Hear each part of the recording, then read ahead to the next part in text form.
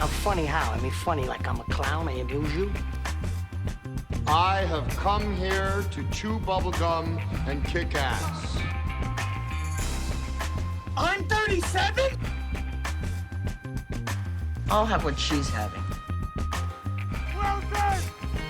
Well done! Hello, everybody. Welcome to the Film Store Basement podcast. I'm Michaela. I'm Bruno. Hello, guys. We've been in a bit of a break and we are back to record a very special episode and actually a different one from what we usually do. So if this is your first time listening to us, it might be a bit weird, like this is not our usual content. What we usually do here is that we choose a movie and we talk about it, we review it, comment on it, and it's usually each episode I choose a movie, then Bruno chooses one, so we never really know which movie the other one will choose up until later the week. And today we're not going to do that. We are actually going to do a special Halloween episode. Oh, Isn't that right? yes, Halloween is coming up. So we'll be talking about Halloween films. So it's Yeah, we're gonna be going to talk fun. about Halloween movies because Halloween is such a special time of the year for a lot of people, you know, even though like it's not like an original holiday here in Portugal, it's still celebrated nowadays through a lot of countries. Cinema is actually a big part of it. It's not only like the costumes and the parties and the candy and whatnot, but the scary stuff, but the movies and cinema is really intertwined with the holiday. And therefore, it's a time of the year that a lot of people just rewatch a lot of movies. And also, a lot of movies are also being premiered in theaters. It's very common. And what we actually would like to do is to talk about a bit of what a Halloween movie is, what are our favorites, what is usually considered a Halloween movie, do we agree, do we not, have we watched those? Maybe talk a bit about the resurgence of horror movies that we've seen past couple of years, and take a look at some lists, and even maybe talk a little bit about the origins of Halloween and how they intertwine with the cinema world. I don't know. Sounds good, Bruno? Oh yeah, sounds good. For people that haven't been listening to us, there is an age gap between me and Miha. And like, Oh yeah. yeah. Yeah. And when I was Very like important. a kid, we didn't celebrate Halloween. Halloween wasn't like this holiday that is now taken over. We in Portugal have a similar kind of thing, which is a very religious holiday. We don't do trick or treat, but the kids used to go around and people would share food and stuff. Halloween just became like this huge thing in Portugal. And I always felt that films are a bit to blame for that. And most of the people dress as film characters during Halloween because Yeah, Halloween has yeah, the films have captured so many characters across the years that that is true. I Yeah. feel that people will choose like a film character. I remember the first time we actually me and my friends went out for Halloween. We were like young adults already. It was like the first time that there was an Halloween party like in a disco. I Like a real dressed, one. yeah, like a real one. And I went as the character Eric Draven from The Crow. Oh, that's a popular one. Yeah, like with all the I mean, I don't makeup think and a lot of everything. people do it, but I think it's a very popular one. I don't know nowadays, but I know a lot of people like that character for Halloween. It's really cool. You went Yeah. like that? Yeah. I still have pictures and all. Really? I So like that. I had like all the makeup. I didn't have the hair because I never had like long hair, but I had the makeup and someone did like the tear kind of thing. Yeah, it was really cool. It was a really You have nice to show me Halloween. that picture. You have to show me that because I'm now very curious about it because I cannot imagine you dressed like the crow. That's Yeah. crazy. That's crazy. Yeah. But like, did you celebrate it afterwards? Like, years after it was a thing, or you experienced it, didn't like it, whatever? No, we kind of did, but then because it just looks like a second carnival for us. At least, Exactly. I was thinking about it yeah, because but when I was growing up, we always made the distinction of Halloween and Carnival here yeah, because we also celebrate Carnival, which is it's a very popular Brazilian holiday with the samba and all the, you know, the parades and all of it. But here we would actually celebrate it by costumes yeah, by and dressing up. exactly. And Halloween was exclusive for scary costumes, for scary stuff, you see. And Carnival was more like the holiday for us to dress up as non-scary stuff, you Yeah, see. non-scary stuff. Yeah, Exactly. But what I see nowadays is, especially like here in the Western side, and uh, when I see pictures of celebrities dressing up for Halloween and all of that, I see a bunch of characters that are not really scary. So I feel like the dress up for Halloween is really like dress up as you like, whatever you want. It yeah, doesn't have to be like a scary stuff, a scary character, a horror, gore, stuff like that. yeah. You can be a princess if you want. But like here growing up, we made that distinction pretty clear. Yeah, because yeah, as you say, one was like this very light holiday which you dress up, and a lot of people take the time and dress up. There's actually this huge discussion about dressing up, like when people dress like in other ethnicities and stuff like that. And Oh yeah. a lot of Yeah. men will drag up for the carnival, which I always find funny. And it's fun because there's all this also this gender role play and everything in carnival. My mother had the big thing with carnival. She would dress up us even if we didn't want, up until I was 12 or something, because I always found a bit carnival a bit stupid. But I actually went through Okay. this time, and my mother, she used to do all the costumes and everything for us, like my Like cousins. she Yeah, would yeah. like sew them and all. Yeah, yeah, yeah. Oh, that's nice. So she would, like, my cousins would come around and everything, and she had all these costumes, and it's like it came to a time that like when I was like 8 or 9, stuff started. It didn't seem like really cool because we would dress up like colonial soldiers, like What? Portuguese colonial soldiers, and we'd be like, Okay. why are we dressing up as soldiers in the But like colonial what wars? was In okay, but was it there a theme? You know, was it Yeah, there a theme everyone between you and was your kind of film? dressed the Okay. same way, and I was like, why are we? And we, especially in my now we don't have it, like, but around here, my house now is everything is houses and stuff. But at the time, we had like a lot of trees and everything, a little bit of a forest, and she would take us like into the middle of the trees and everything, like if we were in an African jungle, and take pictures of us, and it'd be like a big So like she thing. would take the colonial soldier fantasy to like Yeah, a to real a new level. la And one year we will all dress up as Chinese, or her version of what she thought was Chinese, which was like the little hats, Okay, the little okay. hats and the exotic costumes. And I was like, this is wrong. We shouldn't be doing this. With makeup in your No, not the eyes. yeah, Oh she even did like gosh, makeup in your eyes to no. stretch them. And I was like, Oh this my. feels wrong, That feels wrong, Yeah. yeah. That hearing about it like sounds wrong, you Yeah, see. it's cringe, isn't it? It's a bit, you know, it's a bit knowing you and you being like an anthropology student and all. It's just funny to know that you used to, Oh you yeah, and know, there's dress pictures of as all this, different. yeah. Yeah. And it That's was great. weird. And then she'd like sometimes we'd have like I don't know, like a fairy tale kind of thing. Someone was a prince, someone was a princess, someone was a servant, and there was always someone with a hunchback. And I was like, why? Okay. Why?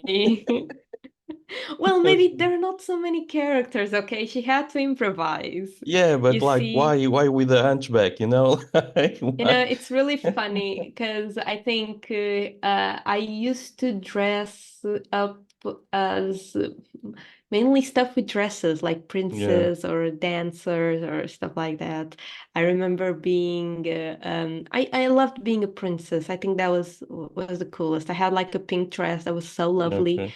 that my mom actually dressed me up in that dress for my first day at school when I Okay. came here. Yeah, because she thought that it was appropriate to go dressed up on the first day because that's how we do in Moldova. It's not really common to do this here in No. Portugal. Everyone was like wearing, I don't know, sweatsuits and Yeah. whatever. And then there he goes me with my princess dress that I Yeah. used to wear at Carnival as well. So, I you know, imagined, yeah, with all the yeah. blonde hair and everything. Yeah, I had like long blonde hair, and everyone called me like a little princess They for the didn't call rest you of the like year. Cinderella or something like that. No, no, Oh, they you thought it was weird. And then, I don't know if calling me little princess was like something that they were like making fun of me okay. or, yeah, I don't know. You know how kids Probably, are, yeah. but it was a bit freaky for them. It was a bit odd, what is this girl doing? It's Yeah. first day at school. What is happening? I was like 6, so 7, something like that. So, It's quite funny. but we survive. We survive. You see, we Yeah. survive. But I've never been one to dress up and do stuff. It's not a thing. And I might change my mind this year. Like I might do something, I might. I'm not saying I will, like for certain. I just say I might. I might have something in my mind. Maybe I'll go to a party. Why not? Why not? A I great don't have costume. homework, okay? It's Yeah. fine. A great, yeah, you're free. You, A you great, know what's funny? Because last year, in the night of the Halloween, I submitted my dissertation. It was Halloween okay. night. Yeah, so, a lot of That's a people scary were, event. it was a very scary event. Submitting your dissertation is very scary. Like, honestly, the way my heart was pumping, and I remember like the door was just a lot of people were just ringing the bell because nowadays it started this tradition that is obviously a tradition from the States, and the tradition Halloween stuff that you do, but a lot of kids started to dress up and knock on people's doors to ask for candy, like trick or treat, Yeah. and that was going on, and I was like stressed about my dissertation, and these kids were like asking for candy. I was like, I don't care, I don't want it. Listen, I'm here stressed to send this freaking paper. And yeah, I think I was a bit mean, but this year is going to be different. Yeah. Yeah.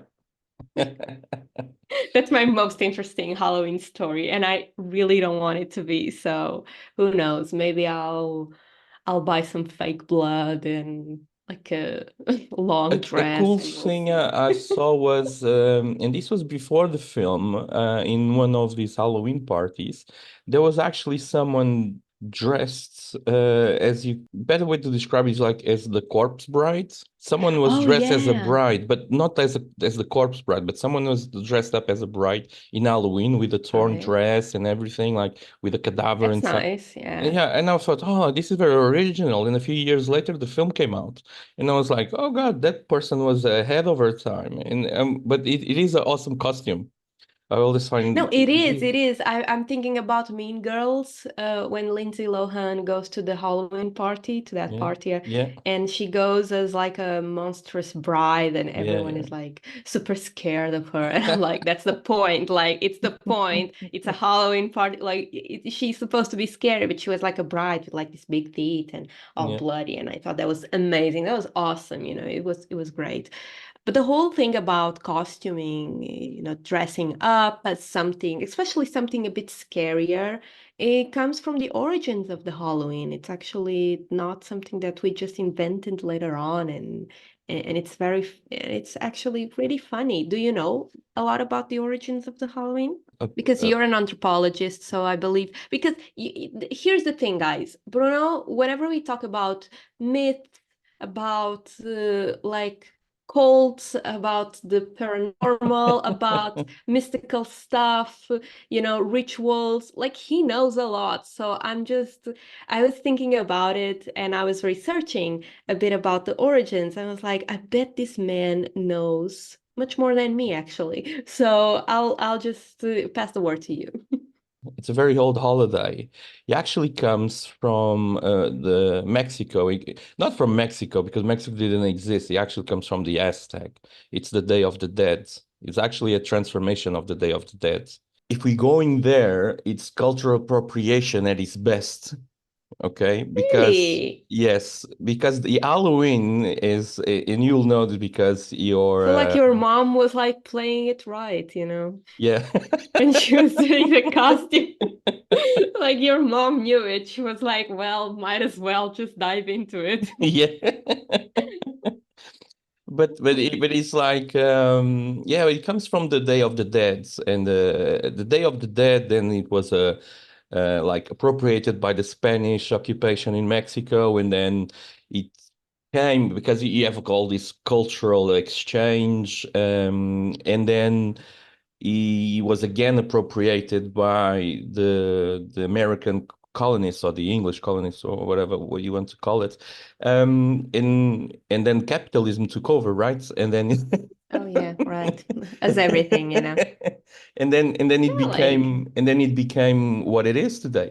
But it actually comes from a very Aztec tradition celebrating the dead, because in the Catholic countries, we mourn the dead.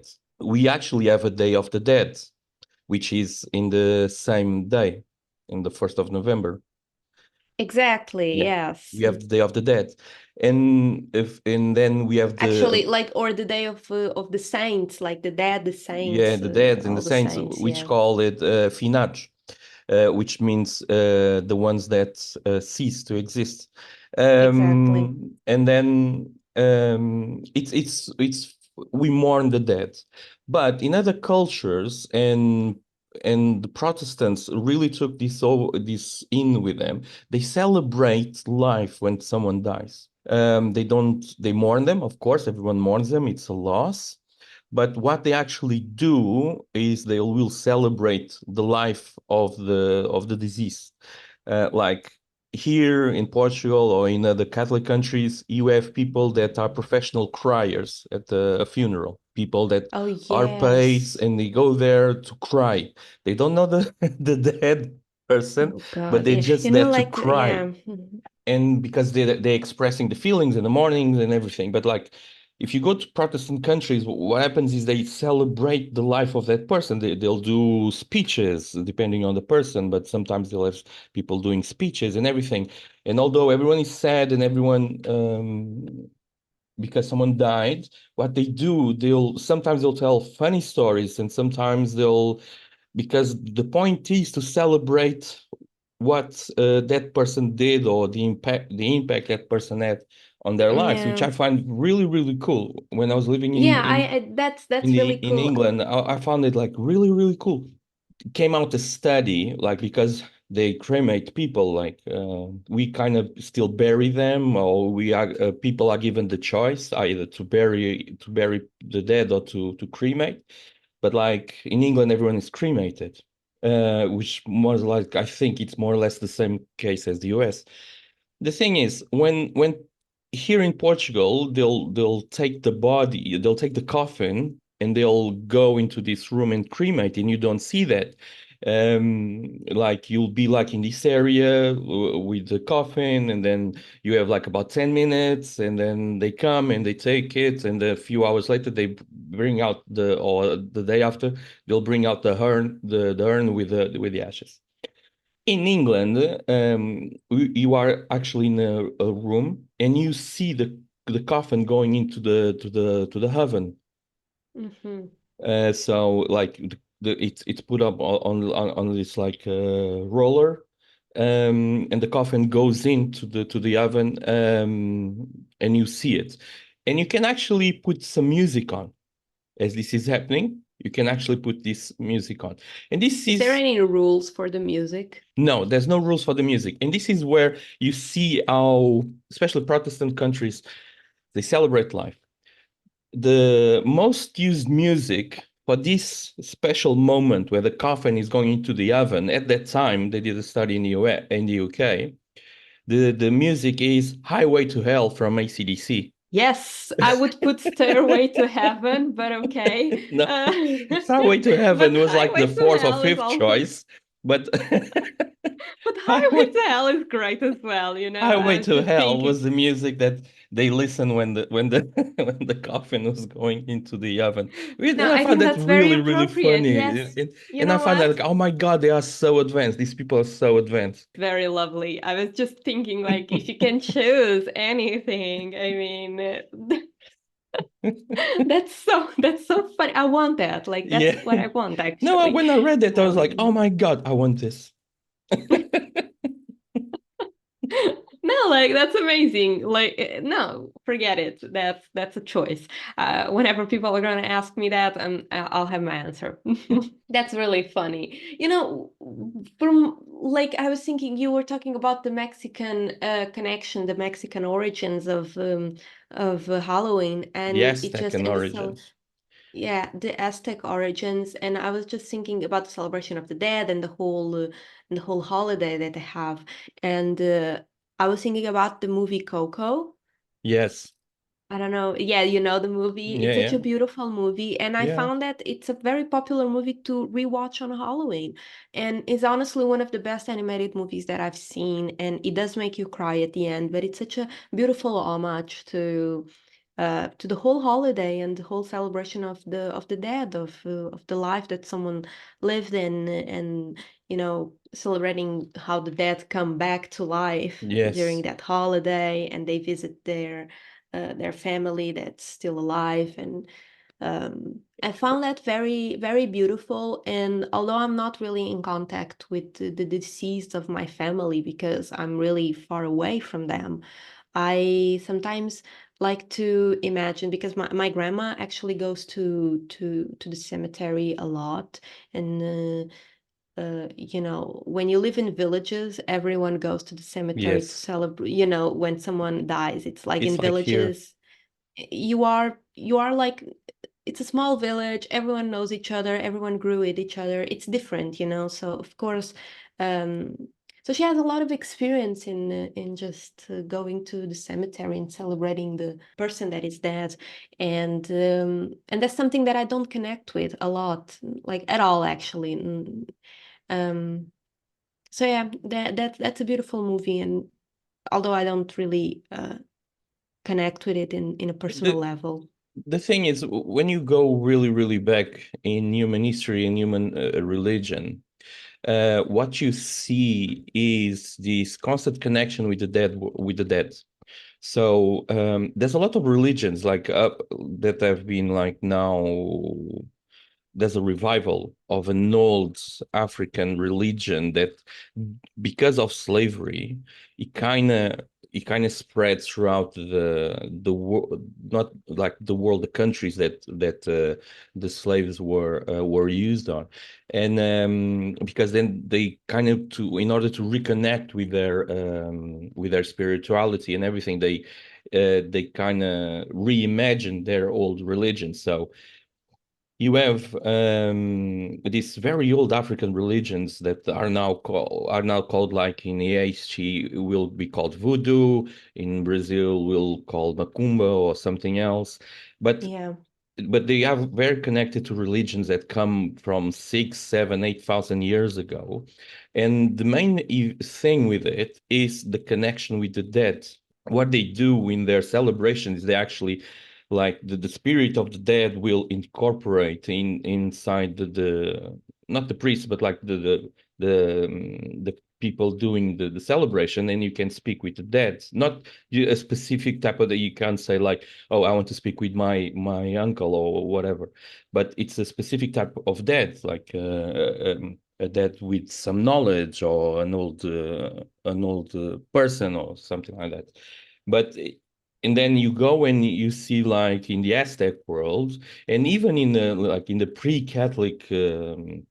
uh, pre-Catholic cultures here in Europe and everything, there's this main thing where everyone had a way of celebrating the dead or contacting the dead or calling out the dead.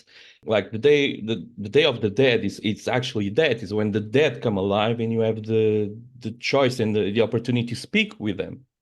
Yeah. And there's a beautiful scene. There's this awesome sci-fi show on Netflix called Altered Carbon. Haven't heard of it. Okay, it's beautiful because it's done in this like in a few hundred years from now, people are kind of immortal, especially if you're rich, because Of course. oh, Oh, yeah. I All your mean, essence as a person, all your memories, and this is it goes into the debate of what makes a human. But all of your memories and the essence of the person is actually downloaded to a disk, which is located in the back of your neck.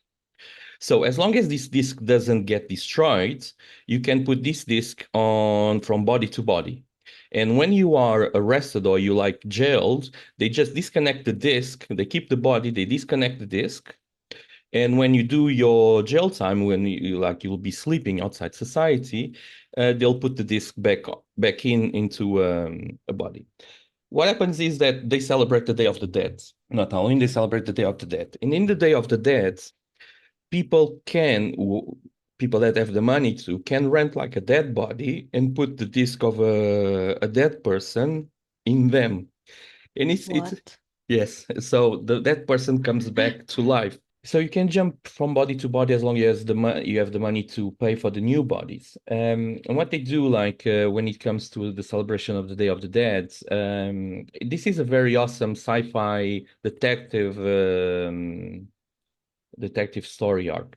What they do is like you have this female cop that is following the main character and helping the main character, and the main character is actually someone that there was a civil war against this because this was a technological advancement, and then you have like the a faction that was called the True Humans, as it was that they didn't want to participate in this, and there was like kind of a civil war Yeah, because of as in this. every sci-fi Yeah, movie, I mean, and then the ironic thing is when they killed him, because he was like one of the generals of this movement. When they killed him, they appropriated his consciousness, because you could, as when the person dies, you have 30 minutes to appropriate them. So they downloaded his consciousness into this little disk, and 300 years later, they brought him back, which brings all this ethic thing to the story. But anyway, this family was very poor, and they wanted to speak with their abuela, with their grandmother, because they were yeah. like Mexican and everything. And it was the Day of the Dead. So the guy rent out this. It didn't kind of rent out. This was the guy they actually killed during the investigation, was this very big thug, this like gang member, very fat and everything. So they put the consciousness of the grandmother into this Into it. into him. Very appropriate. Yeah. What? So you have this very endearing and funny scene where this family is having dinner and everything with their grandmother, but the grandmother is this very It's big like this thug, big. big gang member, full of No. tattoos and everything, with this very deep voice because he's like a big man. It's an amazing scene. It's one of those scenes that you're like, oh my God, these guys are genius. But if you haven't seen it, just watch it. Altered Carbon. It's such an amazing. There's so much thing to debate over there in that show. But anyway, coming back. Yeah, coming, that was so funny. Like, I'm just imagining Tony Soprano having Yeah. like just Hello, just very grandma, granddaughter. grandma like energy. Yeah. It is a funny Okay. thing. Okay, anyway, coming back to the Halloween origins, like we were So from like what I've read, which where you're saying it goes a little bit from other parts of the world, Yeah, the origins. But here in the Western world is usually just associated with the Celtic festival of Samhain, yeah. which is like just basically a pagan tradition, Hmm.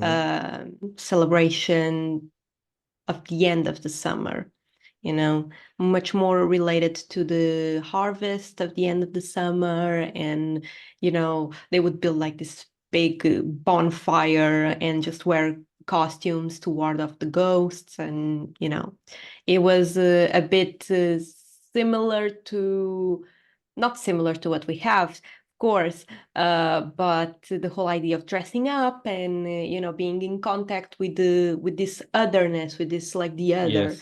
the ghosts, the everything, that it's also very much related to Halloween as we know today.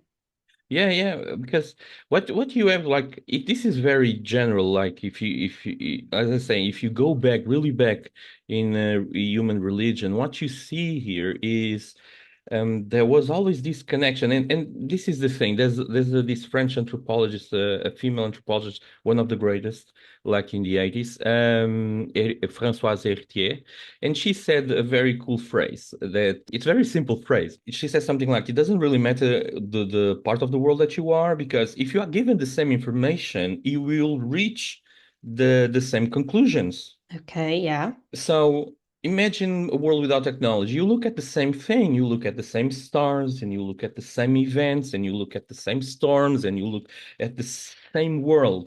So you will come to the same conclusions. And this is what I like in anthropology, is to see that people all across the world as this thing with the to celebrate or to be in contact with the dead. Even if you go into the tropicals of Amazon, even if you go to the tropicals of Papua New Guinea, there will be a celebration of the dead, and there will be some way of being in contact with the dead, either spiritual or physically. Like in South American, some tribes, they would eat the dead in order to keep the dead with them. You'll see this all over the world. And then you have to account for cultural, when they come together, there is cultural exchange. So the Europeans coming into South America and coming, like the Spanish coming to the Aztec world and everything, they'll be like, oh my God, we have a same kind of celebration. And because of colonization and everything, then everything starts to melt like in this big Yeah. melting pot, which is funny because then it becomes a big holiday in America, In the in the States, which States, is and considered the then country it of the transfers, melting yeah, pot. and Yeah. then it transfers again to Europe, where basically we are celebrating an American style of something that were already celebrated here. So it's very It's cool. all it's a yeah, I feel like in theology they also kind of came to, there's like this popular saying of how, not a popular saying, but it's really said that a lot of religions have much more in common than differences between them. Oh yeah. Uh It's very funny and good to know, and everything, how everything melts down in these huge pots. And then yeah. we come to Halloween and the way people celebrate Halloween, and Halloween is a very beautiful celebration. Like even if you go like to the old Celtic or Catholic or early Catholic celebrations, or even the Spanish celebrations, or even the Aztec celebrations, they're actually very, very beautiful celebrations. Yeah, it's not like just the scary stuff, I've Yeah. come to learn more about Halloween throughout the years.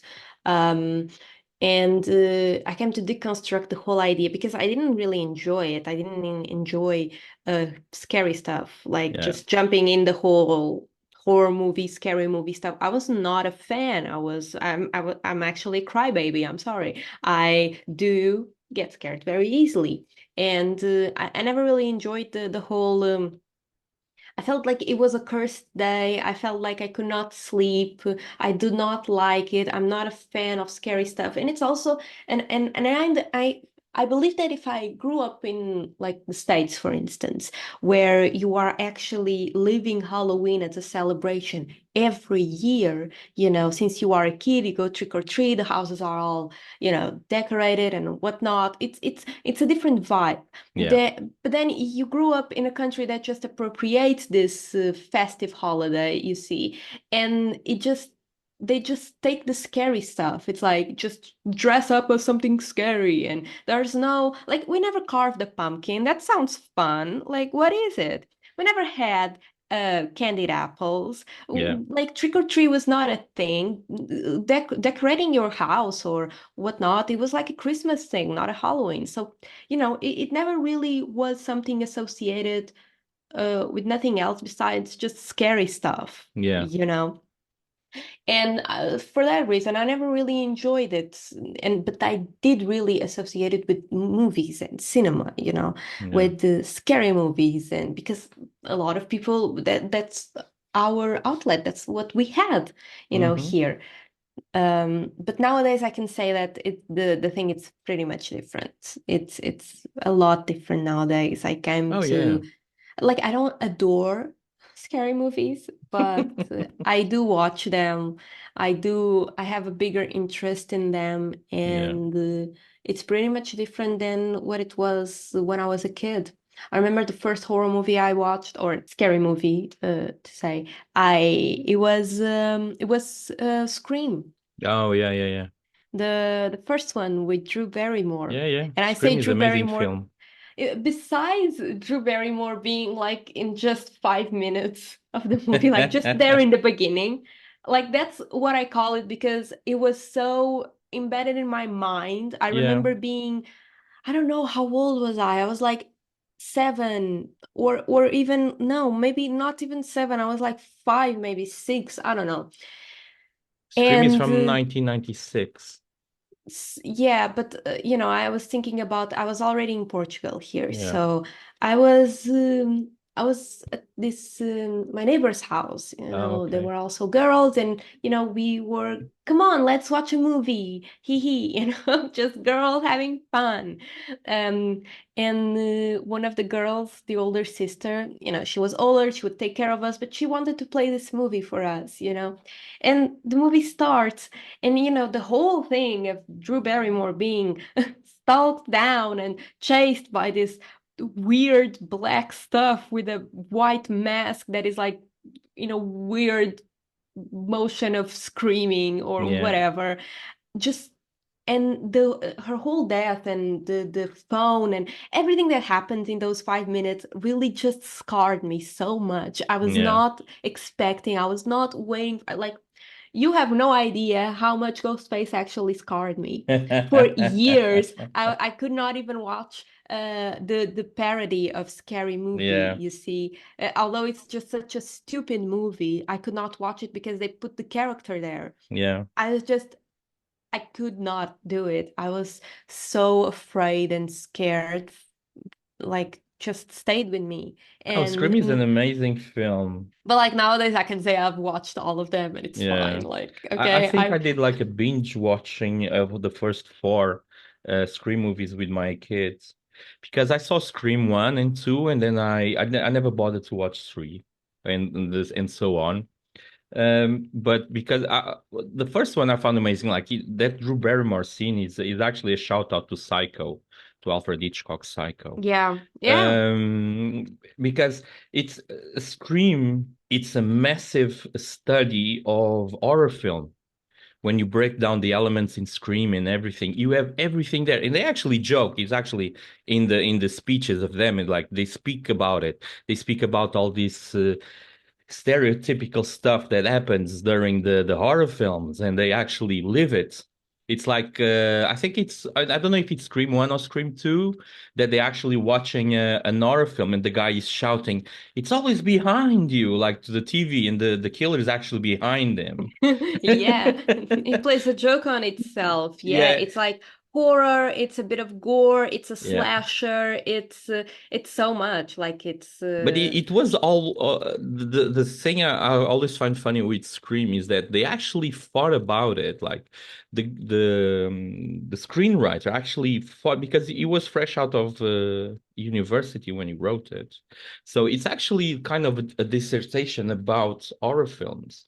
And then Wes Craven did it like a bit of a joke, because when you see interviews with these old directors, these horror movie directors like Sam Raimi, Wes Craven, John Carpenter, and everything, you see that the films were meant to be comical. They did it as a comic thing. There was a comedy element to it, but then the comedy didn't translate it to the audience at all. I always find it well, why would funny that be? I ask myself. because in the interviews they're like, "Oh, come on, it's just like the film's Halloween, like Halloween. If you look at the interviews with John Carpenter, and he's like, "Oh, come on, like, It's funny, a guy with a mask stalking a girl, yeah." to And kill her. It's funny. yeah, and the thing is, like, John Carpenter is the father. It's considered one of the fathers of the Slasher morality horror. around the films, because as they joke around in Scream, like the virgins, they never die. If you want to survive, if you Of want to course, survive, if you are promiscuous, you're gonna yeah, you'll die. I die. mean, that's That's one of the why tropes. that's why Yeah. in Scream, before trying to kill Sydney, isn't it? Sydney. Before trying to kill Sydney, he has to have sex with Sydney because he can't kill her or try to kill her Yeah. while she's a virgin. Yeah, that's Um, that's a trope. That's a very known trope. yeah, And thinking about how the horror utilizes the whole female body and yeah. sexuality, because the horror movies, scary movies, especially horror movies, are very have a lot of sexual undertones, Oh yeah, and sure. the whole idea of slasher, coming from the word slash, to cut, to penetrate, to kill, to Yeah, like, and it's not like a one time like you shoot something. No, no, it's with an object like a knife or something. So you're like, it's a multiple penetration that yeah, happens yeah, sure. until you kill. And there's the horror movies throughout a lot of. I'm not necessarily saying or thinking about the modern horror movies, but more like the older ones from 20th century. Um, you But see even the a modern, I would hate argue.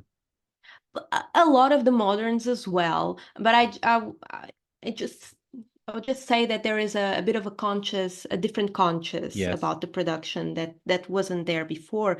There is like a hatred through the woman's body, Yeah. and there how the woman's body is considered like an otherness, Yeah, yeah, yeah. how it's a mutable thing, the menstrual blood, the way that we actually morph into something that can give birth,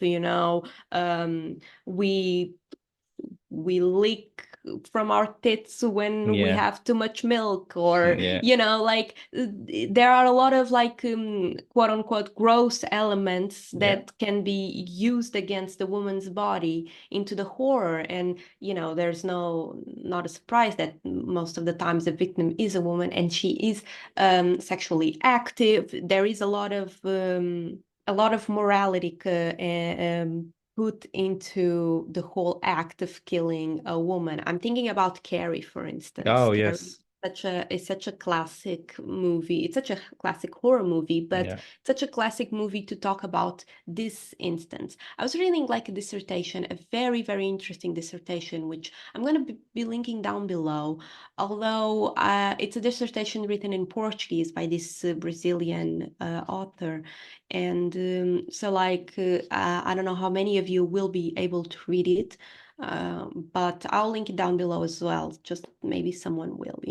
It's written by Gabriela La Roca. So she writes a lot about this whole thing the woman, the sexual woman, and the sexuality of Mm-hmm. woman, and how this is actually and how it relates to the horror genre throughout history. But then she just considered some 3 movies. Actually, she considers 3 movies, and one of them is Carrie.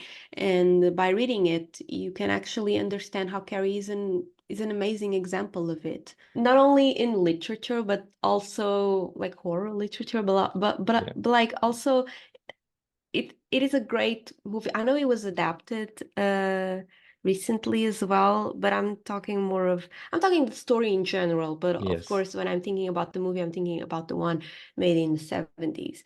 Uh I guess it was the 70s, right? Yeah, 76. Yeah, 76. And um she's this young girl. I think a lot of people know Carrie. I won't like be spoiling anything here, but she's this young girl, and she is very much bullied by classmates, and she has a very religious, fanatic mother who, Yeah. represses a lot of her daughter's sexuality because of Mm-hmm. religion, which is something very common in a lot of people who are majorly religious and see sex as bad, bad, bad. And,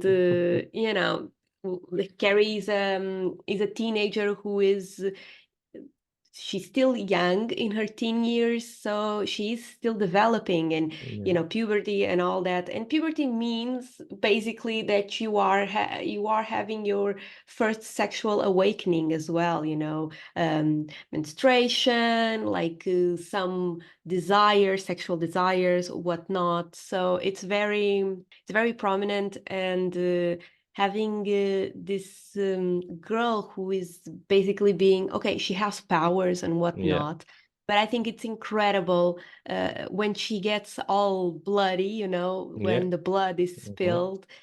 It's such a metaphor for her sexual desires and her Yes. menstruation, and she just Mm-hmm. taking over it. I love it. I think a study on that movie will always have a lot to be said. And this article kind of like expands a bit on it, but not like very, very much. But it's a good article for those who want to read it and can understand it. But I feel like the 70s and 80s are such a prominent moment in horror movies and scary movies, you see. Yes, It's they are. so they are like that's like the peak. But before that, we still have a lot of horror movies that were still very much popular, you know. Uh, I would say that, for a lot of authors, the birth of horror cinema begins with the German Expressionism. I don't know Oh, if you yes, know about. Yeah, it was the yeah. first one, like Yeah, it um was the Cabinet of Dr. Caligari, and later on Nosferatu, yeah. Nosferatu, yeah, which the Cabinet of Dr. Caligari is like in 1919, and then Nosferatu is Mm, like a couple of years later, like 22, 1922. 23, something like Yeah, that. it's something like that. And The they are first from adaptation this. of Frankenstein. Exactly, yeah. So, and all of them, I understand that maybe they are a bit boring for our eyes nowadays because we are so oversaturated with the how, new movies are made, and how sound design and technology and production, all of that, it's much different than what it was. But I would still say give it a chance to these movies. They are available on YouTube for free, so Yeah. go ahead. They are public domain, so, but give it a chance. I mean, I know it's boring because it's colorless and soundless, and it's Yeah. like, what is happening? You have to be like paying so close attention to what's happening because you don't have colors. I guess in the Cabinet of Dr. Caligari, you do have a bit of color, but it's not like colored. Um, No. it's shooting. It's like you have a tint, a yellowish, greenish Yes, yes. tint, something happening. But it can be a bit weird and can be a bit boring to watch it because we are not used to watching this format of movies nowadays. But those are classics, and they are very important for the history of cinema, especially for horror genre, you see. And later on, we, like in the 1930s, we do have also like these film cycles that start to happen because of like the Great Depression, and basically you have movies like the Dracula by Yes. Todd Browning in like the beginning of the 30s, and then Frankenstein, like you said, and this was like, those were like cycles of cinema made the same way that noir movies were being like show to Yes, the yes, yes, people. It yes, was a yes. way of like distracting. It was a distraction basically from It's social. entertainment. Yeah, it's entertainment, It's yeah, but it cinema was became always very entertainment. popular Yeah. during those more harsh times, you see.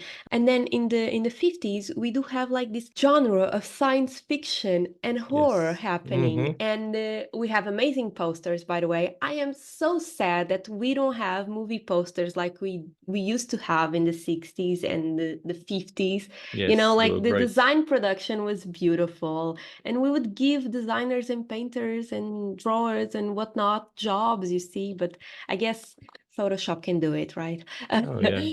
But yeah, I do miss that aesthetic, those poster designs, One those of my poster. favorite films is from those years. I think it's 55, 55, 56. It's called The Forbidden Planet.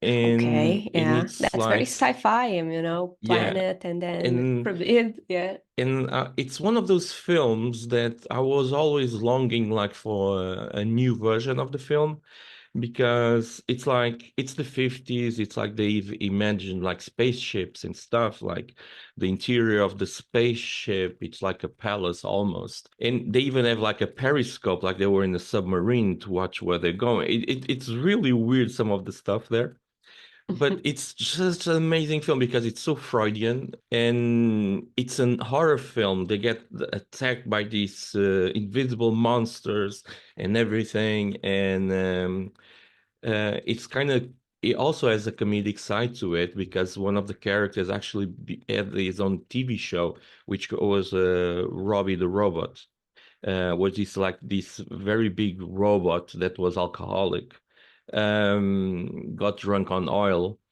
Really? Yeah. Got drunk on oil. Okay, Yeah. okay. It's really cool, but it was an horror film. It was a mixture of one of the first times of trying that mixture of horror and sci-fi that actually worked.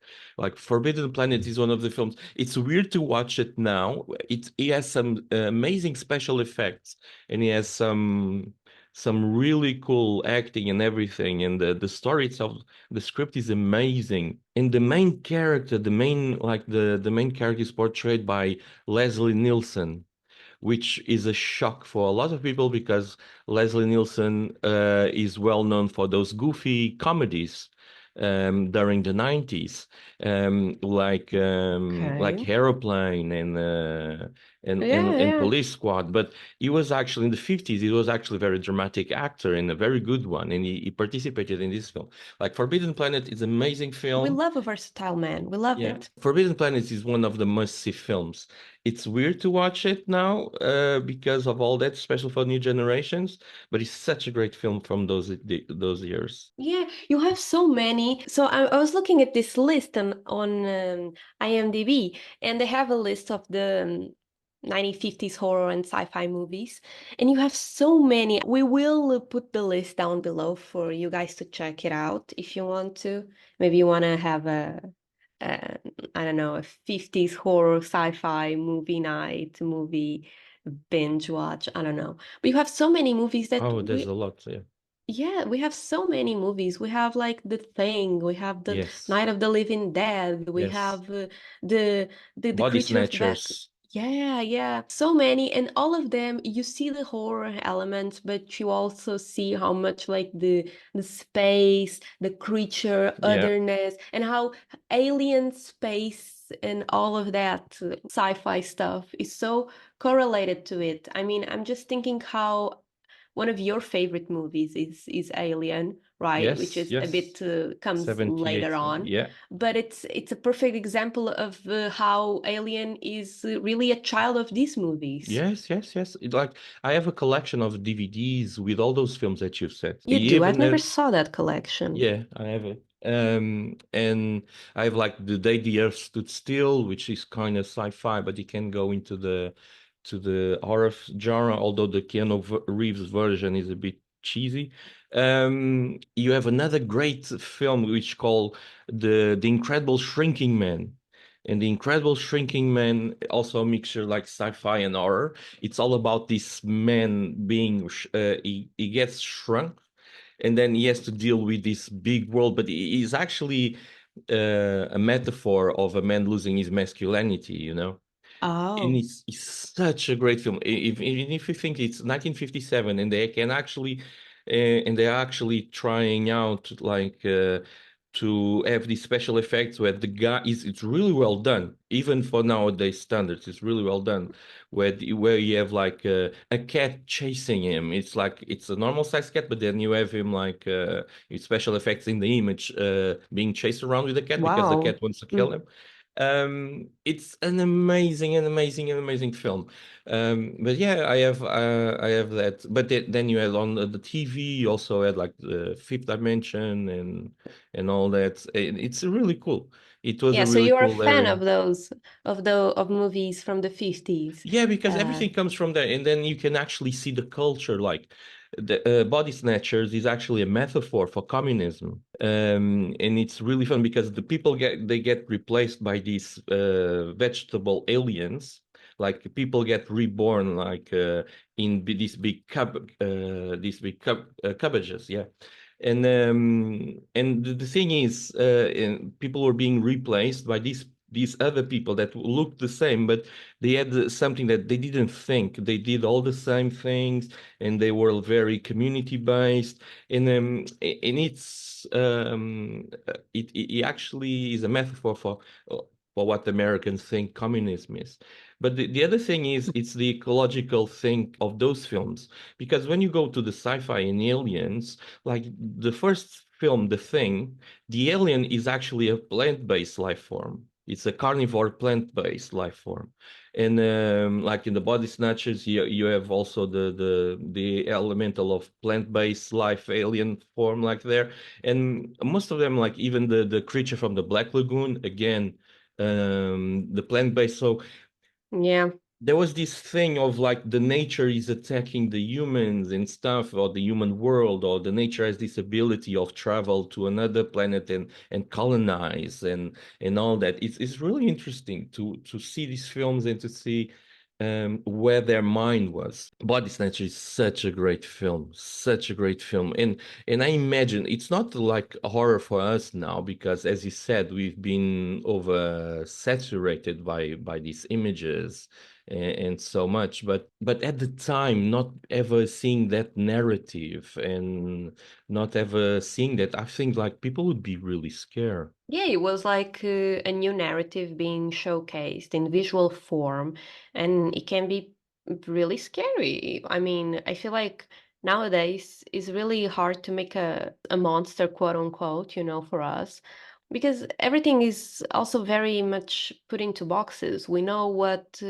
people make the aliens look like, or how someone getting possessed or a demon will look like, by the cinema standards. You see, it gets a bit predictable because of it, and we've seen so many, and this is not only happening in commercial cinema but also independent and indie movies, where they will be still using those types of characters. Yeah, We do see a commercial boom of this genre, like the way that it was seen and felt. Like the 70s and 80s, we see, and especially like the 80s, you see like the satanic panic resurgence, you see, and people were yes, like, no, no sex, no horror movies, no nothing. Actually, Maxine, which is the third movie from the trilogy of T West, I don't know yeah. if you are familiar with it, Hmm. just released a couple of months ago or even weeks. I don't actually know, but I've already seen it, and it plays with that time of the 80s, with the satanic panic. and it has a lot of references to a lot of things that were happening in the 80s.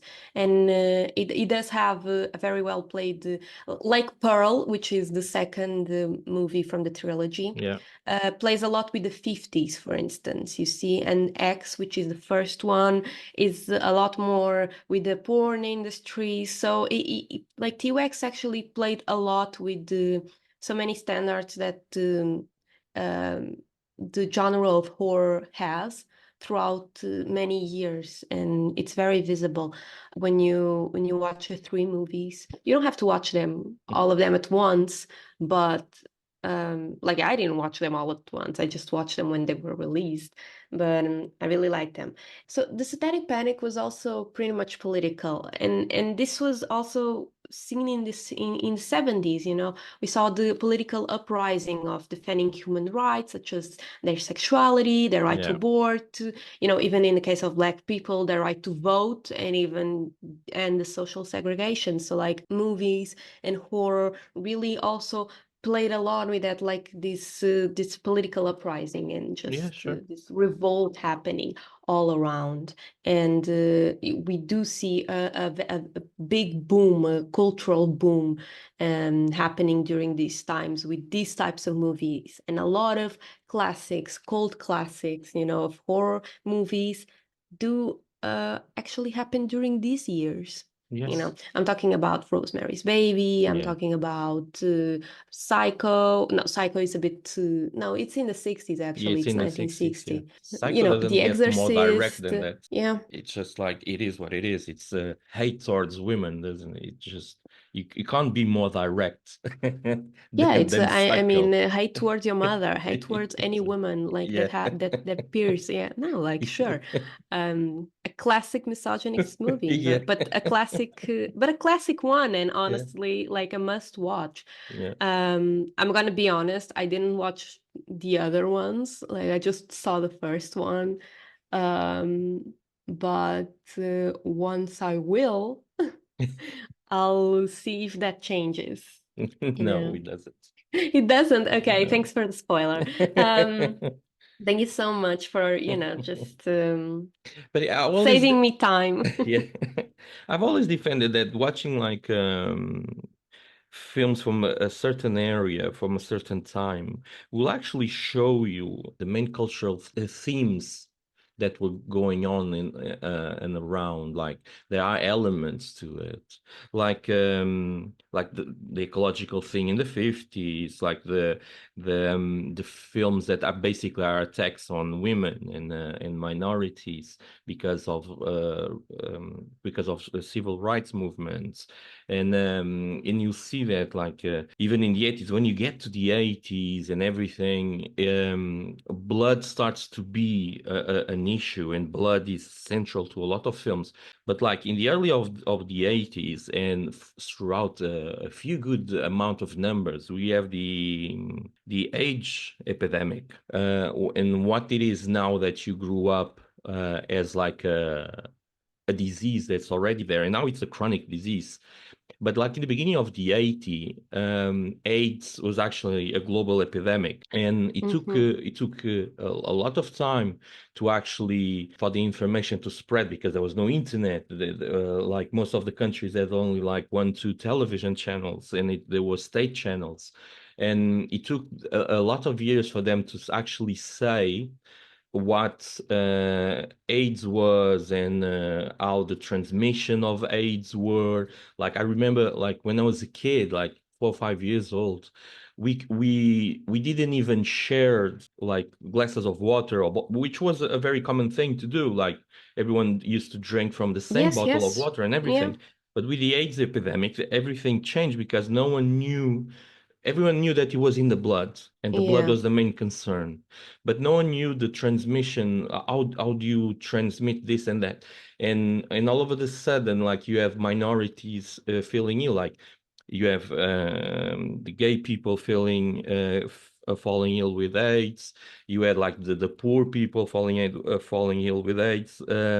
And that created that narrative that AIDS was a disease for gays and Black people and the poor and all that. But for me, it was always like that transformation that you said, that the concentration of blood, especially, even you can disguise it as everything that you want, like even with satanic rituals and all that. But it's the concern with the blood. Even Carrie shows that it's the concern of the blood, because AIDS was very present at that time. Like if you watch the remake of The Thing, John Carpenter's The Thing, the alien is in the blood.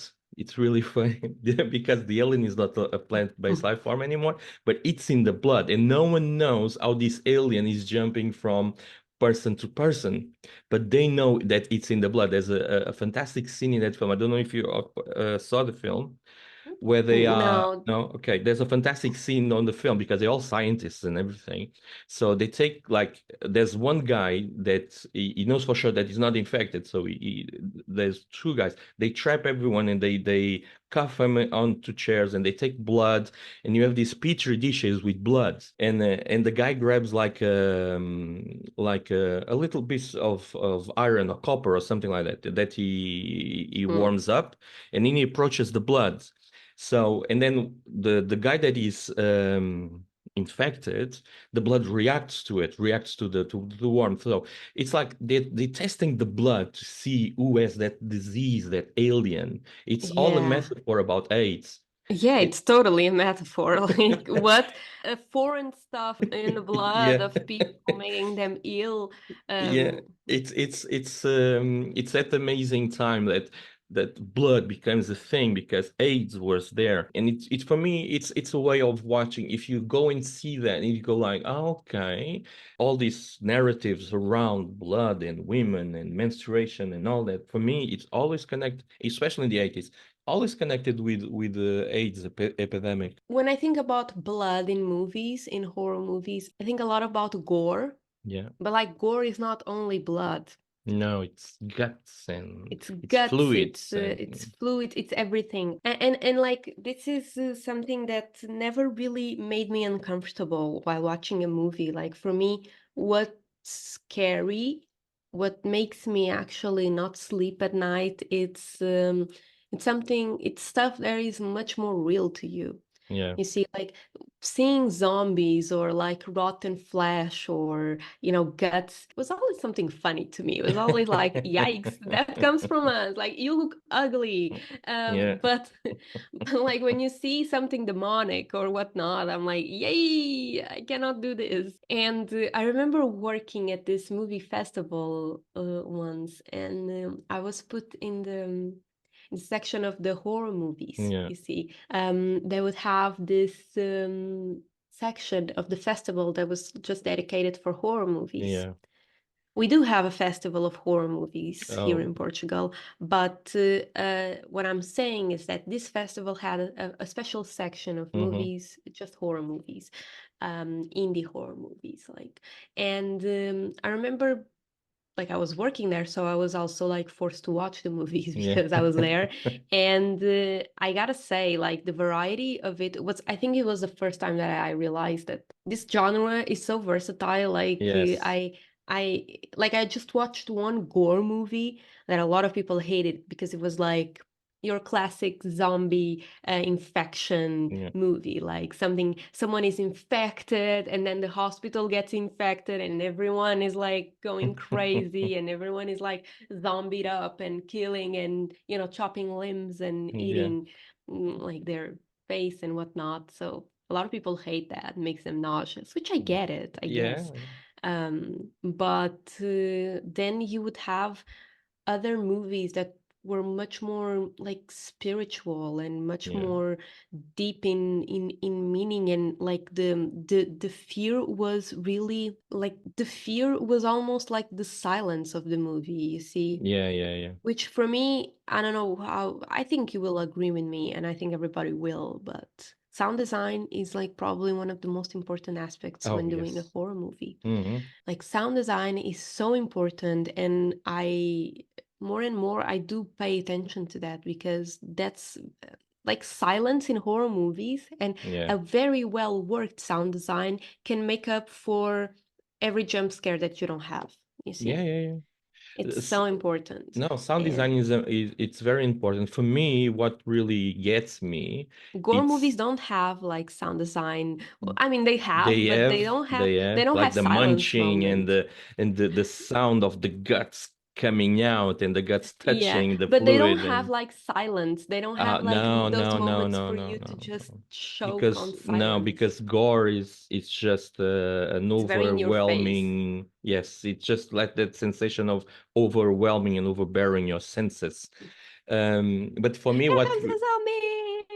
It's like, there okay. are gore films that I find hilarious and they are such masterpieces. But for me, what gets me like for a really good film to get me like to be afraid of, and there was a time that I went through Japanese horror films, Oh, the Japanese and do it Japanese horror good. films, they are hardcore films.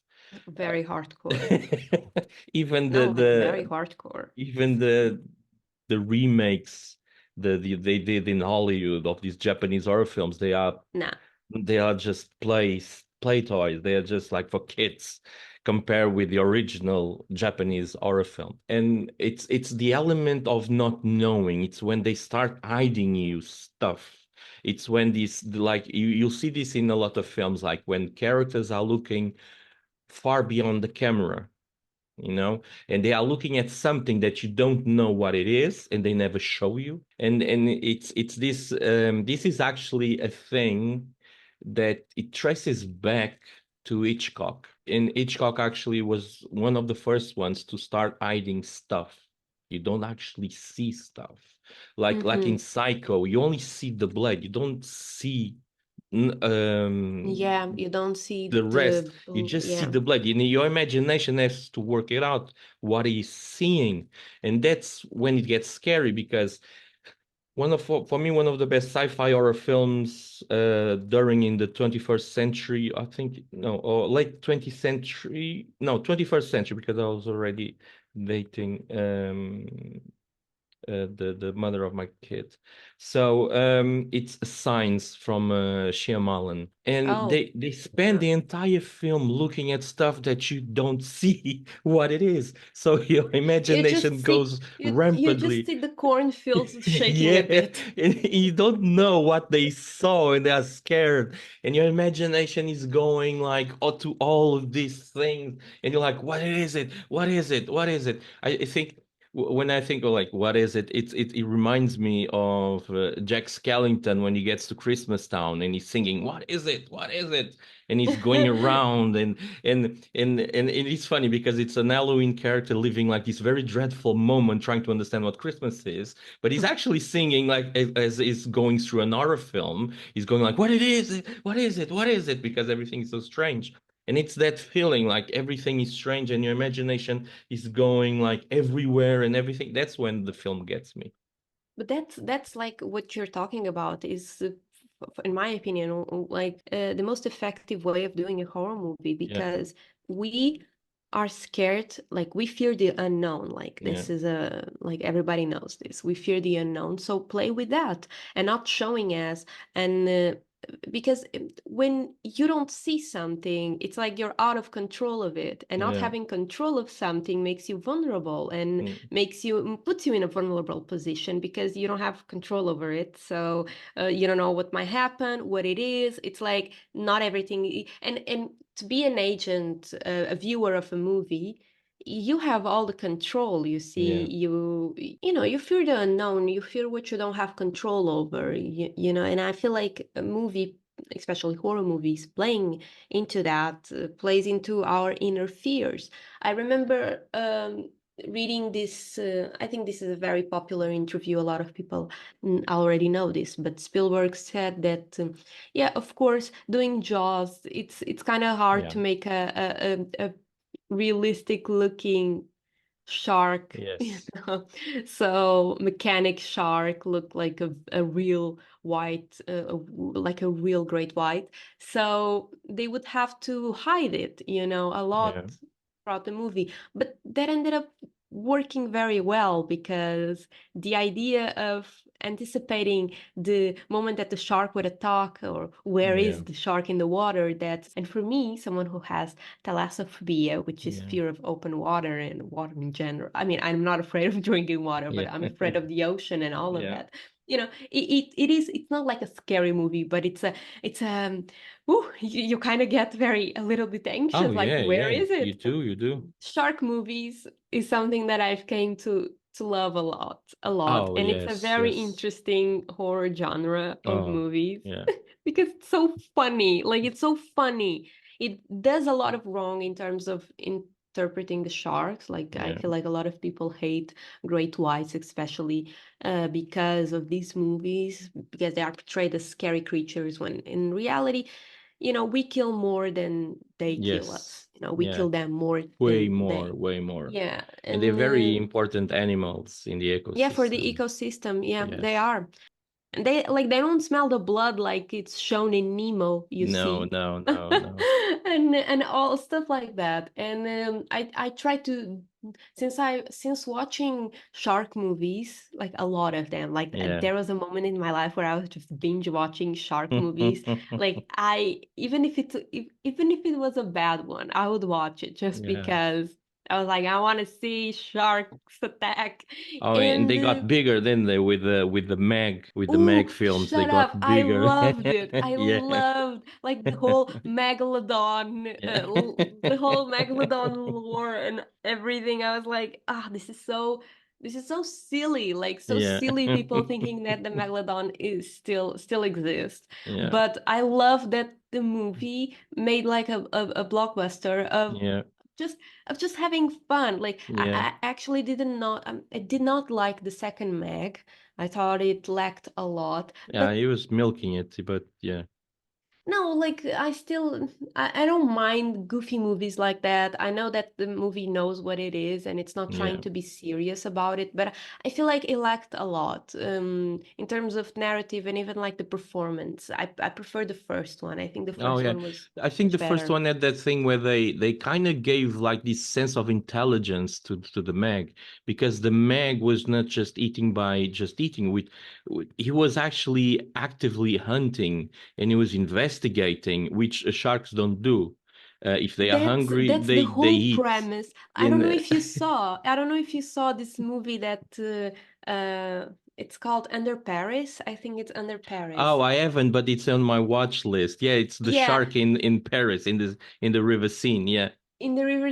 Yeah, and it's so funny because I watched this movie right before the Olympics started, Yeah. and I remember like the river scene was about to get clean for people Yeah. to swim in it during the Olympics, right? Which was a mess anyway. Yeah. Who would have thought? Yeah. But the movie, I don't want to spoil it for you, but like the movie plays with that idea of intelligence in Yeah. sharks, and I think you're gonna love it because of it. Okay, But I'll it's watch really it. crazy. It's really crazy. I liked it. I was like, yes, the shark, a new shark movie. Come Oh on. yeah. Yeah. Yeah. But I shark like that. movies are a very interesting genre. I almost put them in the same category of zombie movies. Like they're so silly. Yeah. I Yeah. also had a phase of watching zombie movies. But zombie movies in not necessarily just zombies, but like infection movies. You see, Oh like yeah, yeah, yeah. the Z World Yeah, from yeah. with the Brad Pitt, Yeah, that yeah. movie. Stuff like that, where something happens and then like the pandemic. I mean, we did experience something not necessarily the same, Yeah. of course, but thinking about just this small disease just spreading around the world Oh yeah, and and you have people just 28 Days Later, which was one of my favorite movies, like disease movies.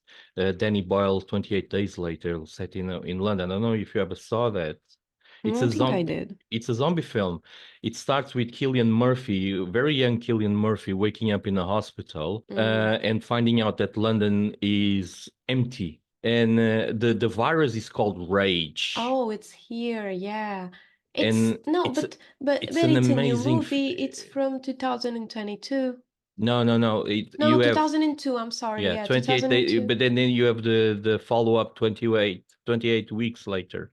I actually saw the shooting of 28 Weeks Later because I was in London at the time, and they were actually there's where the film happens. When the second film is actually the district where I was working, and it Oh, was really funny interesting. to It see does seem that. like something that I would watch. I don't Oh know yeah, why I because Danny haven't. Boyle, like the zombies are like a little bit as Double Double Z, but Double Double Z or Double Double Z came really after because the zombies are like hooligans because they run What? and they are like they have the I virus hate is that. called I hate rage, that. Like, and no, the the zombies should zombies. not run. Oh no, but Never. it makes sense because the virus is called rage, and the virus. But again, we go into ecological because the virus gets spread out because there's like these eco activists that invade the laboratory to release the animals, and they release this monkey that is infected with this virus called rage. So everyone that comes in contact with it, and it spreads through the blood. It's again a disease that spreads through the blood. Like in one film, they put a lot of themes that we were talking about. So everyone that comes in contact with it becomes enraged and becomes really fast and really strong. And the only thing that the virus wants is to spread to another body. So people will bleed or will vomit blood on top of the other person so that it gets infected. And 28 days later of these events, Cillian Murphy wakes up to an empty London. And it turns out it's an empty country because everything went apeshit. It's such an amazing film, such an What? amazing treat of a zombie genre. It's awesome. I should watch that. That Oh seems yeah, right you up my should. alley. You should. You Wow. should. It's Wow. a No, but like masterpiece. there are a lot of subgenres of horror movies you see. But in terms of Halloween movies, like what is a Halloween movie for you, Bruno? Because I was like researching and like it cannot be just horror or scary because some No, of them really doesn't because make for me it sense. I doesn't make will, sense now because I understand the horror and everything because the Halloween plays with all that we were talking about earlier, like the Day of the Dead and all that, and the celebration, the connection with the dead, and the connection with the dead is something that's been like demonized. Which wasn't in early human cultures, but nowadays it's demonized. So it's very easy to go into horror thing. But there is films like very romantic films or very not goofy but very spiritual films as you were saying that actually makes up for an Halloween because Halloween for me it's one of the best moments of make pretends and film is make pretends. So for me an Halloween film has to have that connection with the otherness, with the other side being whatever side it is, but okay, yeah. it can be like time travel, it can be stuff like that, but it's something to do with with something that you have to imagine it for.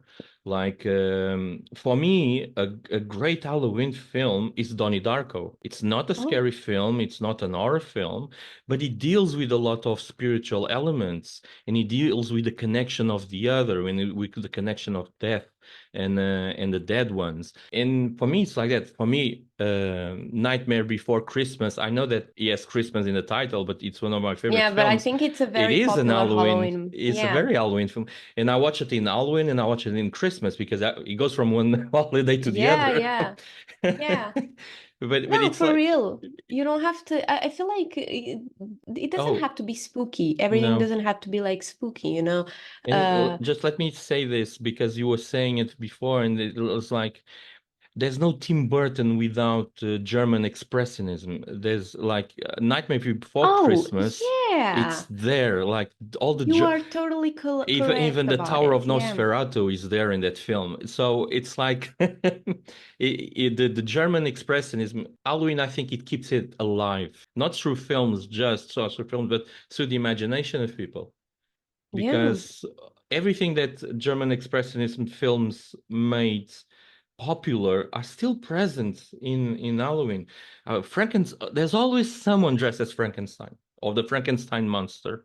There's always someone dressed as vampires. There's always these elements to Because they it. should, Yeah, yeah. because that's part of that's also folklore, you know, that's also like myth made by man or not, but whatever, but Even in it's the history there. It's even history that in the Twilight series that your generation probably grew up Twilight with. is so bad, it's so good, you see. Twilight is a masterpiece in my Oh yeah, eyes. but if you We look love at it. them, if you look at the We love it. characters, they are still dressed as Nosferatu did. Yeah, yeah. Yeah, they No, still like dress like I that, you love the know? Cullens had Oh yeah.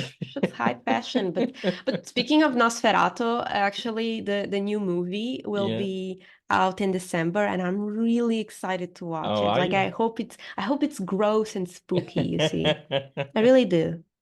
Like a movie that you know, I didn't know I was going to be so excited for it. I hope I don't get disappointed though. I really I've hope always so. go with a bit like with fear of those films because it's like Yeah. you shouldn't be touching this classics kind of thing and I like the trailer, so we'll see. another We'll great see. for me another again going into Tim Burton because Tim Burton is a masterpiece for Halloween.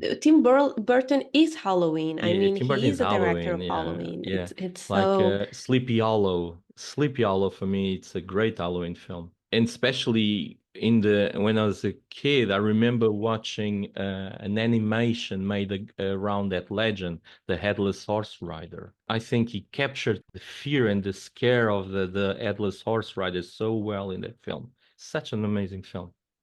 I was thinking about even like not only Edward Scissorhands or Oh you yeah. know every movie that he has done with Johnny Depp for that matter. Yeah. But speaking of Johnny Depp and a movie by Tim Burton, but Alice in Wonderland. I mean, Yes, yes.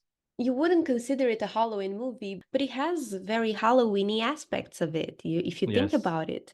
But I think that's also due to Tim Burton's style. Oh I yeah. feel like the style was very much immortalized into what the imagination of Halloween is as well, Yes.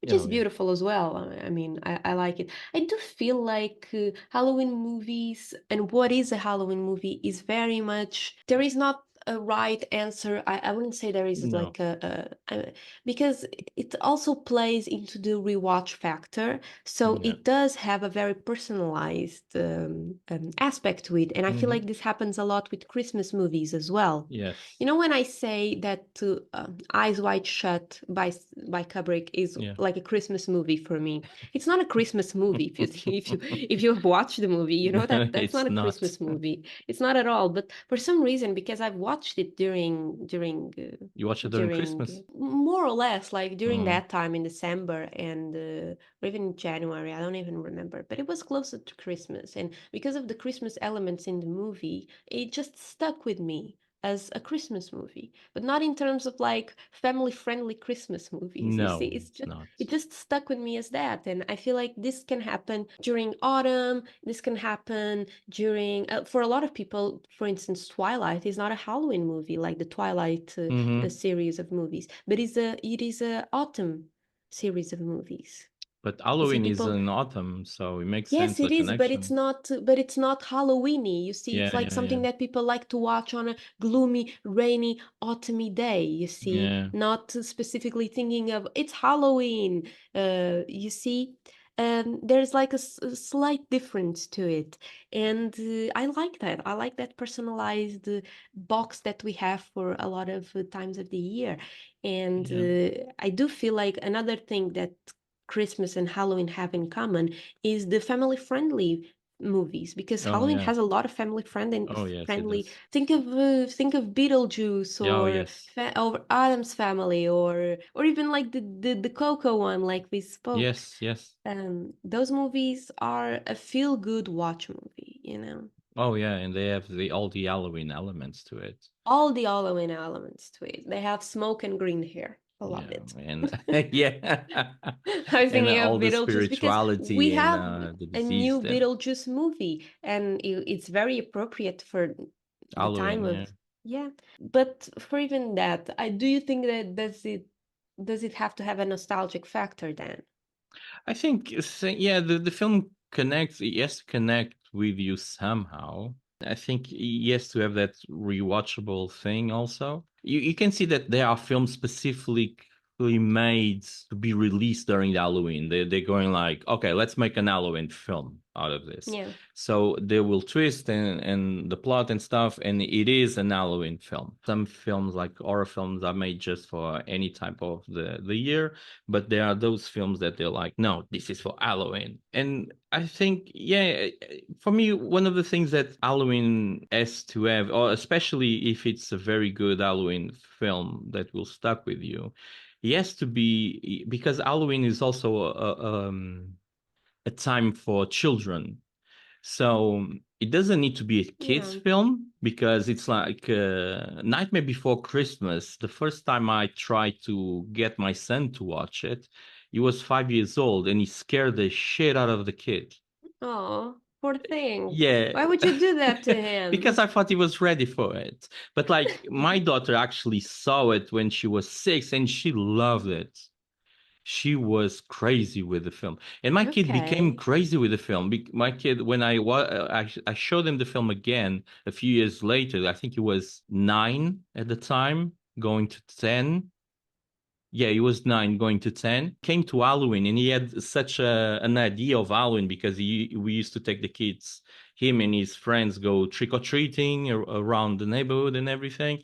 So the Halloween idea was there in a sense. And I showed them the film, and the kids saw the film every day for a week. And he Oh, would so then he invite. ended up enjoying. Oh Yeah. yeah, yeah, he loves it. He ended up inviting his friends, and he would invite a friend at a time, going like, "Oh, you need to see this film," and you would sit with a friend and watch Nightmare Before Christmas, and the next day you would do it with another friend, and the next day we would do it again with another friend.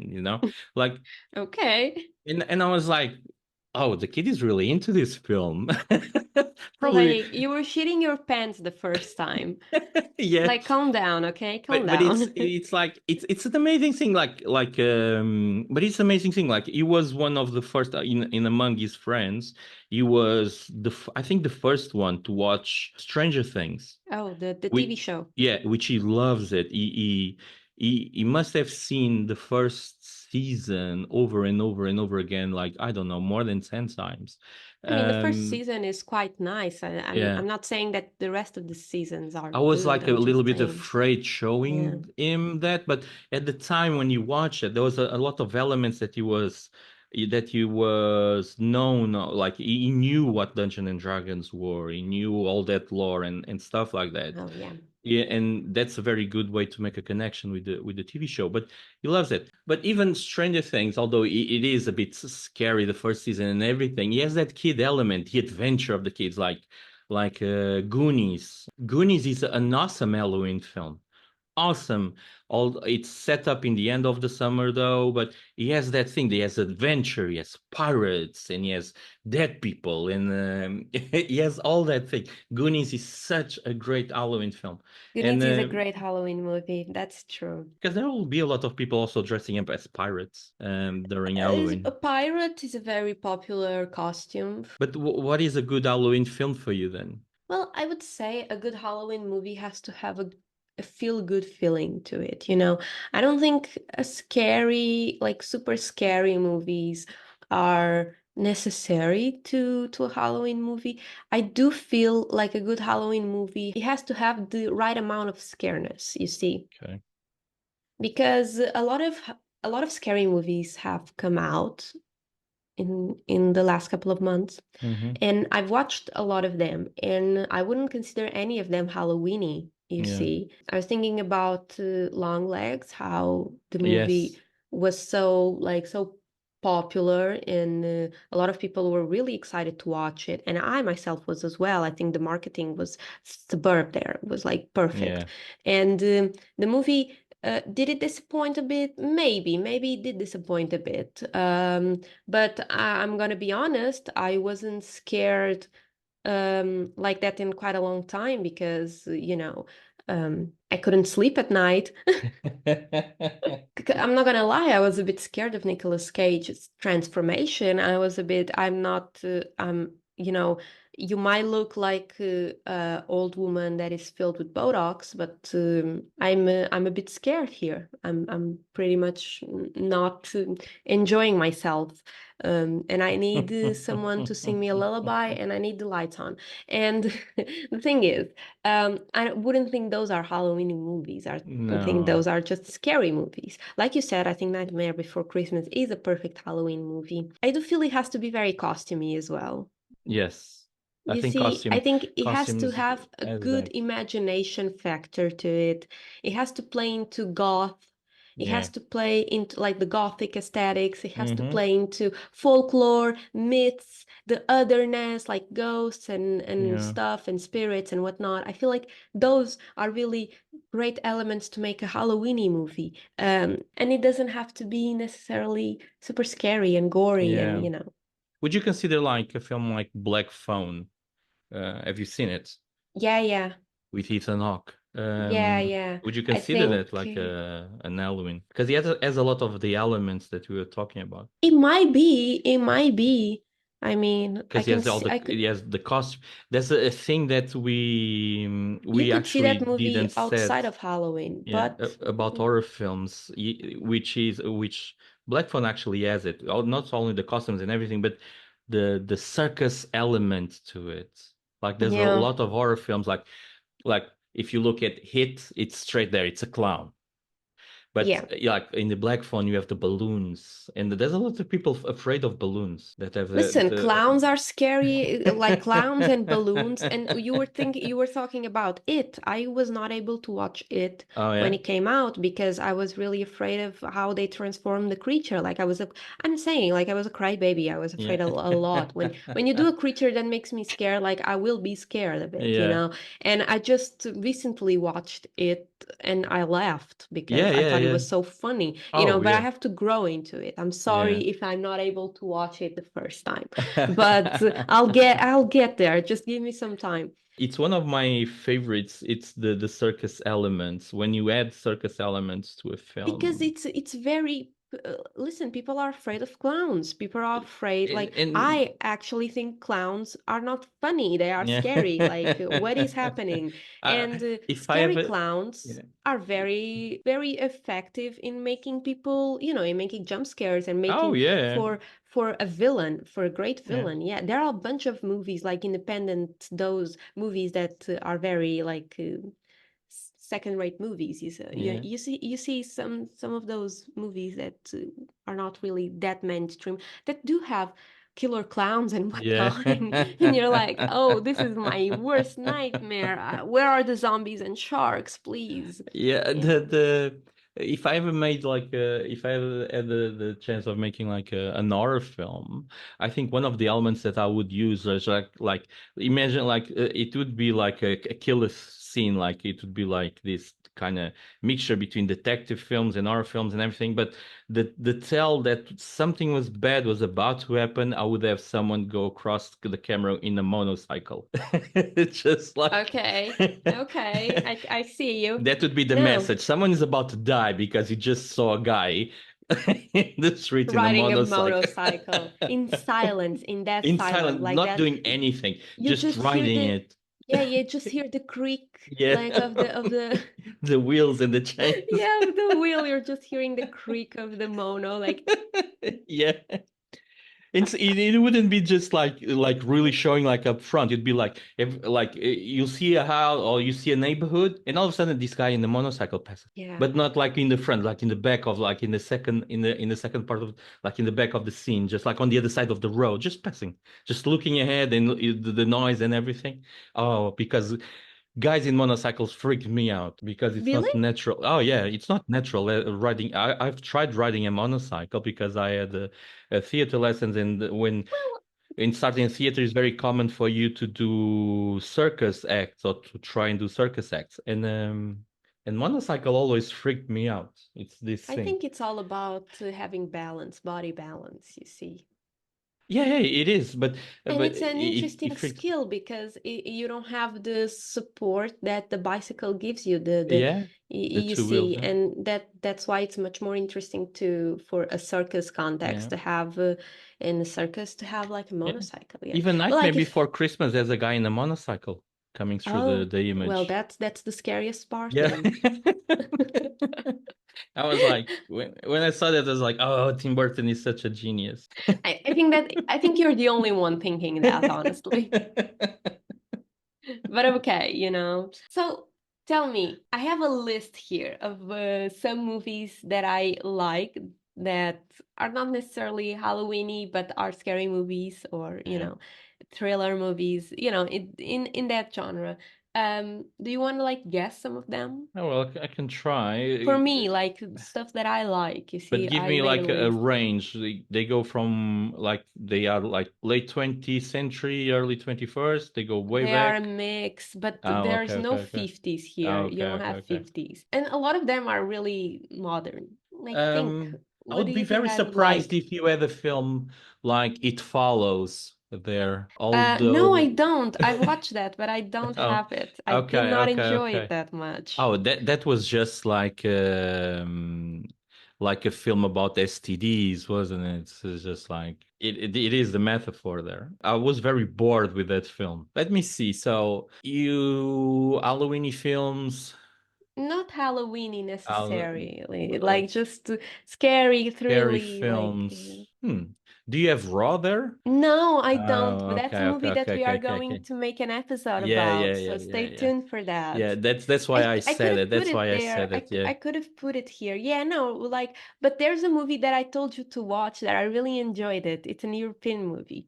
Oh, the it's not the narcissistic film. Yes, it Oh, that is. It one. is. Oh, Yeah, Sick of that's Myself. I think that's such a yeah, great that's very movie. I really gory. want to do an Yeah. episode on it. We will do an episode on it on Oh, second sick of season myself. because I really enjoy it and I think it would be amazing to rewatch it and talk about it. So you have Yeah. Scream there.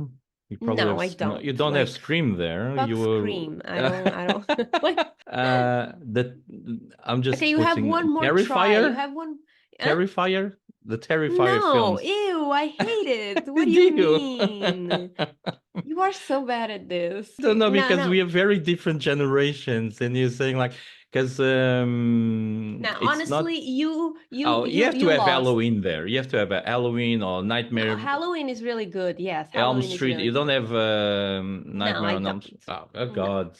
I This is where the don't. generation gap comes No, into but play. like I'm not saying that it's a bad movie. I'm just saying, you see, you didn't say Carrie or Psycho, and those are like two movies that I do have in my list. You do, but I'm trying to avoid films that we were talking about, not just Ah, like. okay. Well, you see, like the trilogy of T West, of Oh course, I do yeah. have it here. Oh okay. I think I'm gonna say others. I'm gonna say Rosemary's Baby as well. I Yes. do Yes. enjoy Rosemary's Baby a lot.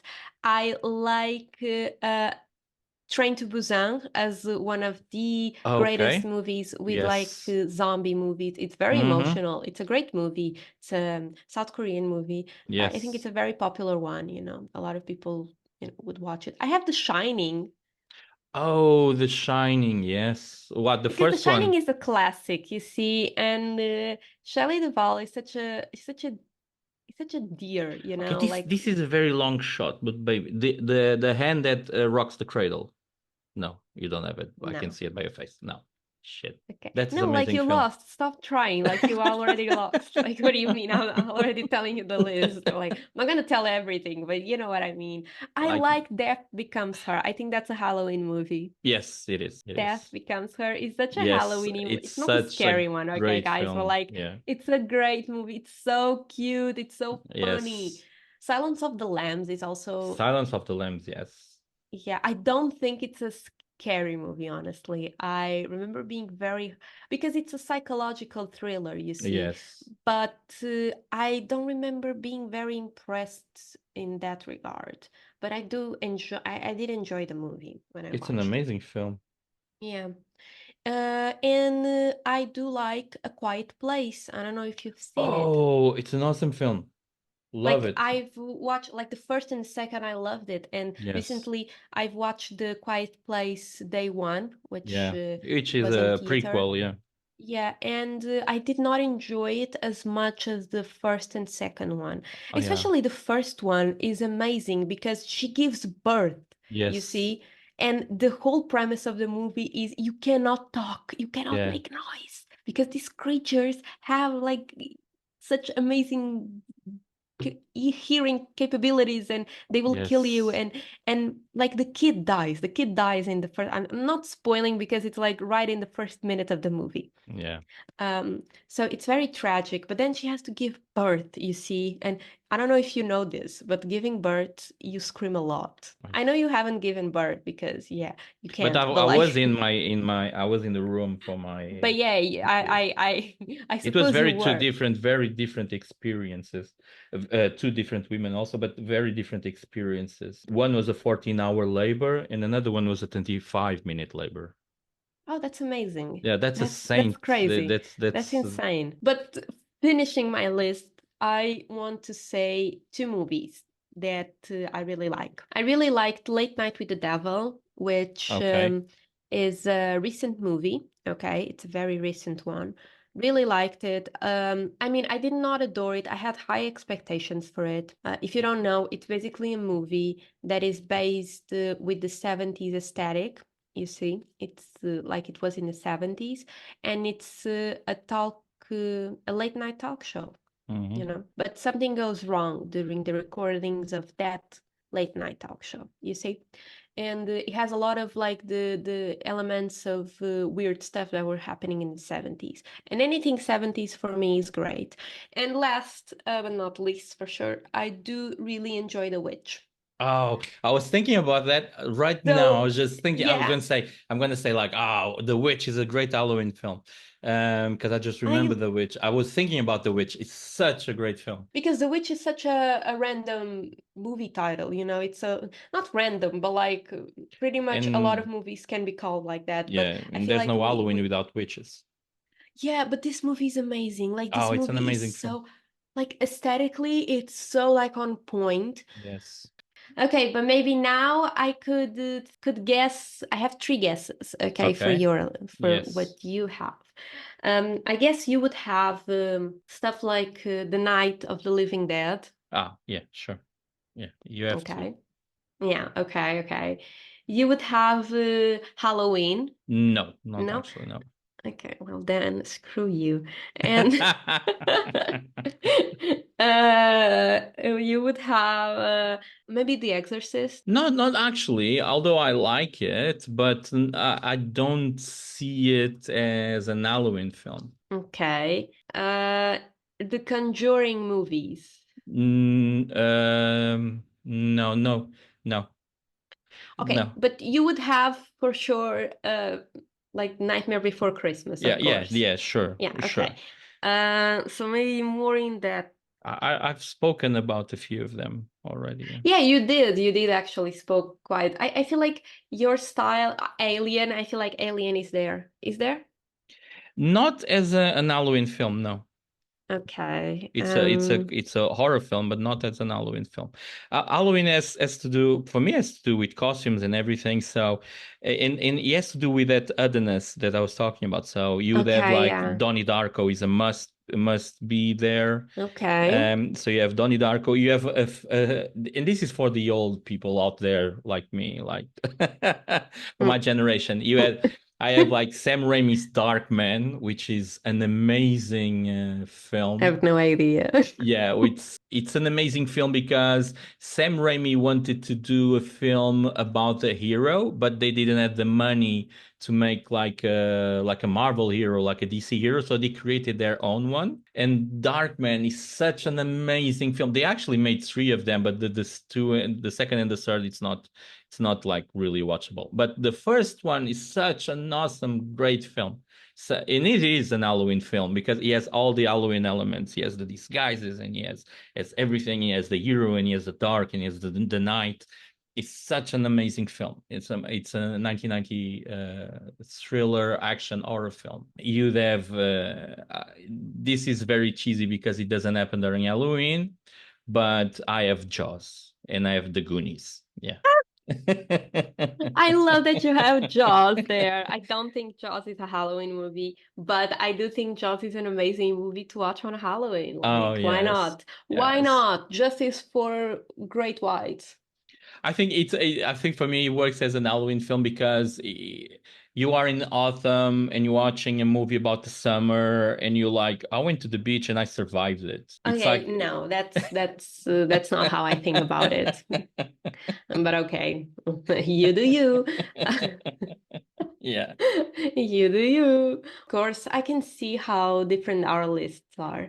I mean, yours has a more old school vibe, Yeah, with yeah. Oh, the thank you. sci-fi stuff, costumey, and mine is definitely much more modern in terms of like I just watch whatever is popular now. No, that's a lie, I don't, but Although I would recommend watching the last Alien film, Alien Romulus. yes, Uh, that's a movie that I still have not no, watched it. I went to see it in the Um, cinemas with my son. It's such a awesome film. I yeah? was not expecting anything of the film. I was a bit like, another try at the franchise. Let's go and see it. I was in love with the film. I was Okay. really in love with the film. Okay. Yeah, because you're a big fan of the Alien Yeah, movie, I and love the Alien so if franchise. you liked it, that I will consider it. No, I was already wanting to watch it. I confess that I don't have much time now, but I will get to those movies and I will get to watch what's on my watch list. Okay, guys, tell us, what do you think it's a Halloween movie? What is a Halloween movie for you? Like, tell us, describe it, and don't forget to tell us your favorite Halloween movies. Do you like our lists? What do you think of the gore genre? What do you think of the slasher? What do you think of Great Whites? Tell us as well, do you get scared easily? What's your history with horror movies? Like, do you always love them? Do you hate them? Like, do you never watch them? You get scared easily? Or it's like a favorite genre of yours? You watch it all year round? Tell us. We would love to know. We'd love to hear your opinions. And yeah, you can do that if you're asking where. You can send us a message on Instagram or via our email, which both will be in the description down below. Every article and stuff that we consulted for this episode will be also linked down below for you to check it out. Honestly, you're awesome, and we will be planning a second season. Okay, guys, thank you so much for listening. Don't forget to follow us on the platforms that you have to like follow us to keep updated. You can even send us messages requesting for a movie to be featured on the next episode. We'll get to it. Yes. And yeah, interact and be part of this community. Thank you so much. Me and Bruno are very grateful, and we hope to see you next episode. Yeah, thank you very much for listening and have a happy and safe Halloween.